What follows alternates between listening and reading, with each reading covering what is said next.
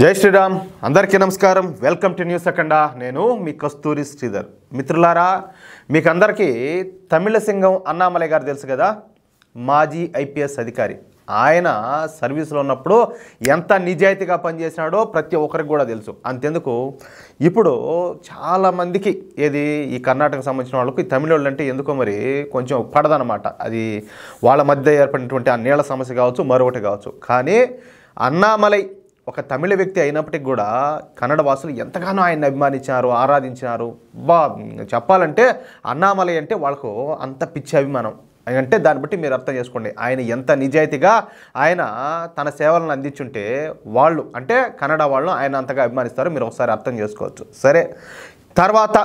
ఏది ఆయన బీజేపీలో జాయిన్ అవ్వడం బీజేపీలో జాయిన్ అయిన తర్వాత ఈ పాదయాత్ర ద్వారా ప్రజలందరినీ ఆయన కలుసుకోవడం వాళ్ళ కష్ట సుఖాలు తెలుసుకోవడం అన్నీ కూడా మనం చూసాము తర్వాత వచ్చేసి ఈ మధ్యన ఈ రాజకీయాల్లో ఇంకా మెలకువలు నేర్చుకునేందుకు ఒక కోర్స్ చదవడానికి లండన్ వెళ్ళిన ఆయన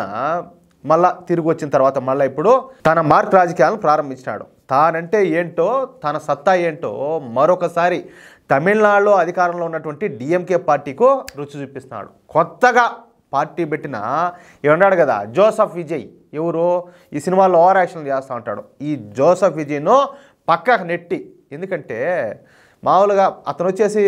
సినిమాల్లో హీరో అందులోనూ ఒక వర్గం వాళ్ళు అంతా ఆయన ఇష్టపడుతూ ఉంటారు జనాల్లో క్రేజ్ ఉంటుంది అలాంటిది ఈ జోసెఫ్ విజయ్ని కూడా పక్కకు నెట్టేసి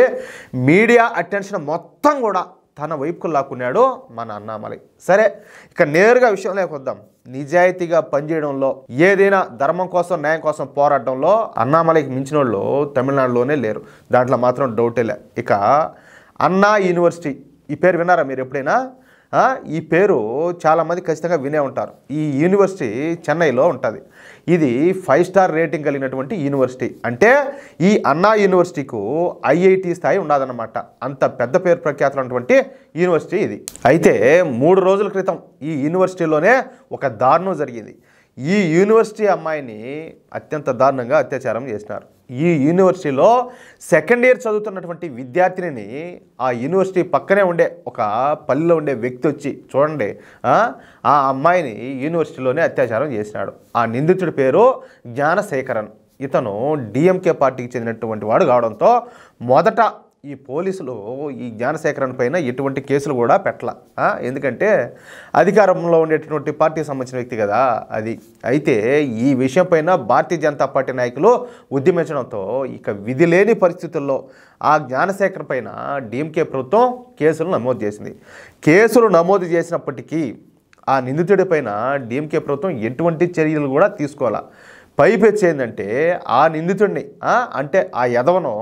ఆ శంకర్ జాతి కుక్కనో ఆ చిత్తకార్తె కుక్కనో తప్పించేందుకు ఈ డిఎంకే ప్రభుత్వం ప్రయత్నాలు అయితే ప్రారంభించింది దీంతో ఇక మన కుప్పుస్వామి అన్నామలై గారు రంగంలోకి దిగిపోయినారు ఈ సందర్భంగా అన్నామలై ఒక మీడియా సమావేశాన్ని ఏర్పాటు చేసినాడు ఆ సమావేశంలో అన్నామలై మాట్లాడుతూ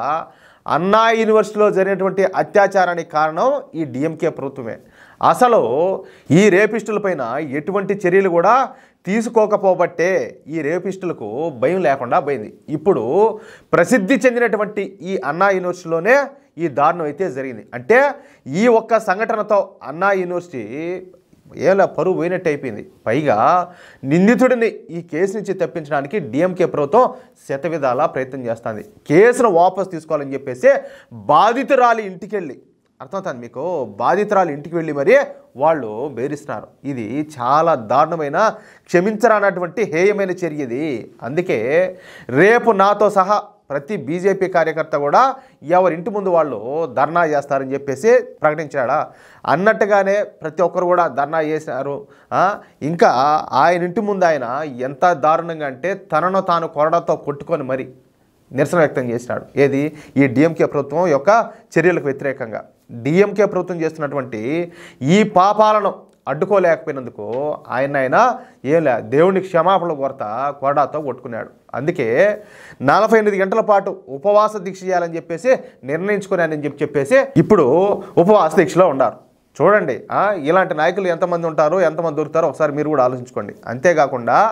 ఈ దీక్షలో భాగంగా రాష్ట్రంలో చెడు అంతరించిపోవాలని చెప్పి కోరతా ఆ మురుగేశ్వరన్కు మొక్కు చెల్లించుకుంటాను అంతేకాకుండా తమిళనాడులో ఈ దుర్మార్గపు ఈ డిఎంకే ప్రభుత్వాన్ని దించేంత వరకు నేను చెప్పులు కూడా వేసుకోనని చెప్పేసి ప్రమాణం చేస్తానంట భీష్మ ప్రతిజ్ఞ చేశాడు. అన్నామలై చేసినటువంటి ఈ ప్రతిజ్ఞ ఇప్పుడు దేశవ్యాప్తంగా సంచలనం సృష్టిస్తుంది. ఒక తమిళనాడులోనే కాదు, ఇటు మన సౌత్ ఇండియాలో కావచ్చు, మొత్తం ఓవరాల్ ఇండియా మొత్తం మీద కూడా ఈయన తీసుకున్నటువంటి నిర్ణయం ఇప్పుడు ఒక సంచలనమే అయింది. ఇక తమిళనాడు అయితే ఎక్కడ చూసినా కూడా అన్నామలై గురించే చర్చించుకుంటున్నారంట. ఈ ఒక్క దెబ్బతో అటు డిఎంకే ప్రభుత్వాన్ని దెబ్బ కొట్టడమే కాకుండా ఇటు బీజేపీ మైలేజ్ని కూడా అన్నామలై పెంచేసినాడు. ఎందుకంటే న్యాయం వైపు నిలబడి పోరాటం అంటే ఏం ఆషామాషి వ్యవహారం కాదు. దానికి ముందు నిజాయితీ కావాలా, చిత్తశుద్ధి కావాలా, దమ్ము కావాలా, ధైర్యం కావాలా, అవన్నీ కూడా అన్నామలైకి ఉన్నాయి. ఏం మామూలు విషయం కాదు. చూడండి ఇంకా రాబోయే రోజుల్లో ఎట్టుంటుందో. డిఎంకే ప్రభుత్వం తమిళనాడులో ఎన్ని అరాచకాలు చేస్తుందో, ఎన్ని దారుణాలు ఒడిగడుతుందో ప్రతి ఒక్కరికి కూడా తెలుసు. మొత్తాన్ని అందరినీ కలిపి వాళ్ళు చేస్తున్నటువంటి అన్యాయాలను, దుర్మార్గాలను, దురాఘాతాలను తొంగలేసి తొక్కుతాడు. అట్నే ఊరికే కూడా కాదు. అట్లుంటుంది రాబోయే రోజుల్లో తమిళనాడులో. నేను చెప్పింది కరెక్ట్ అని చెప్పి మీకు అనిపిస్తే మిత్రులారా ఈ న్యూస్ నలుగురికి షేర్ చేయండి. అదేవిధంగా ప్రతి ఒక్కరూ ఈ వీడియో చూస్తున్నటువంటి వాళ్ళు మీ యొక్క అమూల్యమైన అభిప్రాయాలను కామెంట్ రూపంలో తెలియజేయండి. మన ఛానల్ను సబ్స్క్రైబ్ చేసుకోవడం మాత్రం మర్చిపోదు. మీరు ఎంతమంది అయితే ఇప్పుడు ఈ వీడియోని చూస్తున్నారో ప్రతి ఒక్కరు కూడా షేర్ చేయడం, కామెంట్ చేయడంతో పాటు ప్రతి ఒక్కరు మన ఛానల్ సబ్స్క్రైబ్ చేసుకోండి. ప్లీజ్ సపోర్ట్ చేయండి. జై శ్రీరామ్.